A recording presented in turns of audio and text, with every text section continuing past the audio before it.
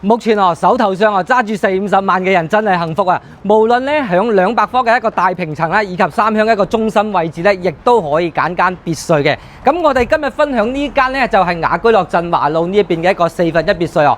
全新嘅一個裝修，做咗咧4房4個衛生間嘅。咁我哋目前見到咧，佢大嗰個花園位置咧，亦都留咗40幾平方，非常之闊綽。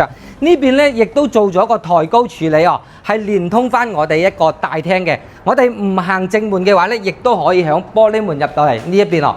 大廳嘅話咧，佢係做餐客一體哦，空間感亦都係非常之舒服。而且咧，我哋1樓嘅話咧，亦都安排咗間房間哦。每間房間嘅話咧，冷氣同埋衣櫃全部都做好晒㗎啦。而且我可以出翻嚟睇翻呢邊哦。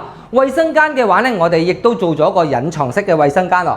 所有衛生間包括廚房嘅話咧，我哋依然保有咗採光以及通風嘅。咁樣嘅一間別墅嘅話咧，總價只需要百零萬就 OK 啦。如果你想了解更多呢間別墅嘅詳情咧，評論區度留言俾我，我同你發詳細資料嘅。